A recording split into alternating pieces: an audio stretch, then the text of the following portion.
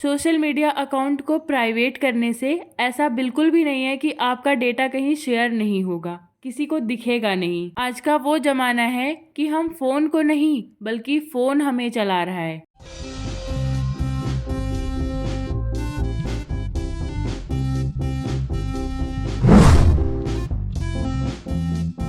Facebook, Instagram, Snapchat, LinkedIn, Twitter, YouTube, ये सारे वो एप्लीकेशंस हैं, इनमें से कुछ ना कुछ आपके फ़ोन में ज़रूर होगा। लेकिन अब बात ये आती है कि आप जिन एप्लीकेशंस का यूज़ कर रहे हो उसे ट्रस्टवर्दी मानते हो। क्या वो आपके डेटा को, आपके अकाउंट को प्राइवेट रख रहे हैं या फिर आपके डेटा को कहीं शेयर कर रहे हैं? यहाँ पे एक सवाल उठता है कि are you safe with your social media. हम कोई भी सोशल मीडिया इंस्टॉल करते हैं उसमें सिर्फ हमारा डेटा यूज होता है और वो डेटा हमें हमारे सिम को रिचार्ज करने से मिलता है। तो अल्टीमेटली ये पैसा उस कंपनी को जा रहा है जिसका ये सिम है। सोशल मीडिया आपको सभी चीजों का एक्सेस देता है, उसमें सिर्फ आपको एक बार लॉग इन करना होता है, अपना अकाउंट बनाना होता है। तो आखिर ये सोशल मीडिया अर्न कहाँ से करते हैं, इनके पास इतने पैसे आते कहाँ से हैं? YouTube, Snapchat, Twitter, TikTok, Facebook के मार्क जुकरबर्ग,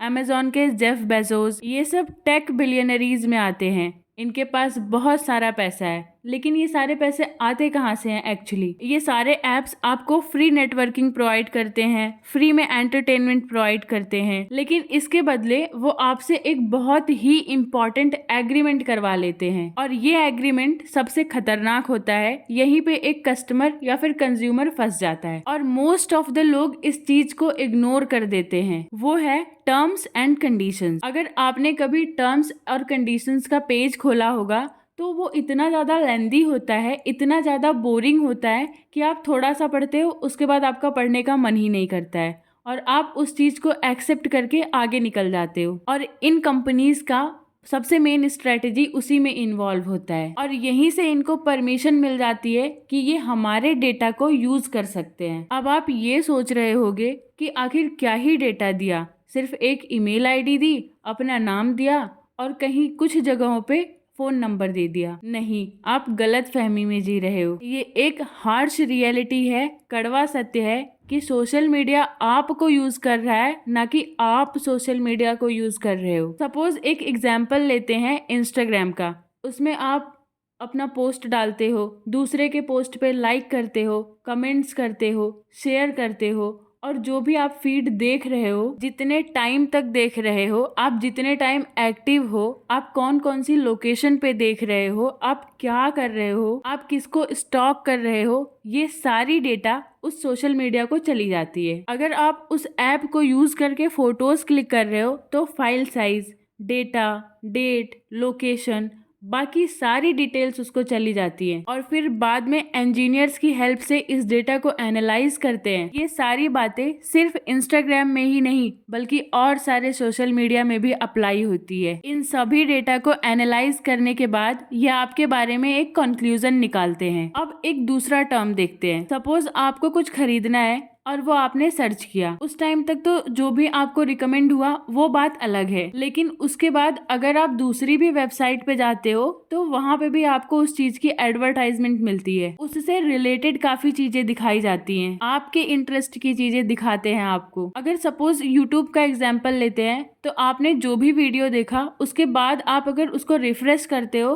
तो उसी से रिलेटेड बहुत सारी वीडियोस आपके फीड में आ जाती है। ये सब सिर्फ इसी वजह से हुआ कि आपके सोशल वेबसाइट ने, आपके सोशल मीडिया ने इनको एक्सेस दिया आपकी डेटा का। और यही सारी एडवर्टाइजमेंट कंपनियां सोशल मीडिया को पैसे देती हैं और इसी से वो लोग कमाते हैं। ओवरऑल ये सब अटेंशन गेन पे डिपेंड है। सपोज आप किसी चीज से रिलेटेड वीडियो ढूंढ रहे हो तो ये श्योरिटी है कि आप उस चीज को भूल करके शॉर्ट्स में जरूर लग जाएंगे और उसमें 1 घंटा बीत जाएगा, आपको पता नहीं चलेगा। ये आपके साइकोलॉजी से खेलते हैं और वही प्रोवाइड करते हैं जो आप चाहते हो, जो आपको अच्छा लगता है। सोशल मीडिया आजकल के उन चीजों को प्रमोट कर रहा है जिससे लोगों की अटेंशन खींच सके, जैसे लड़ाई झगड़ा या फिर कुछ अश्लीलता या फिर कुछ और। हमारे यहाँ आप देख ही सकते हो कि मोस्टली न्यूज़ चैनल्स ने या फिर और बाकी चैनल्स ने सिर्फ सीमा हैदर को कवर किया और उनके व्यूज मिलियंस में गए। हमारे सोचने समझने की क्षमता को भी घटा दिया है। अगर किसी चीज का वेट कर रहे हैं और कुछ लोग बैठे हैं तो उनको बोर हो रहा है, एक ने फोन निकाला, फिर दूसरे ने निकाल लिया, फिर तीसरे ने निकाल लिया।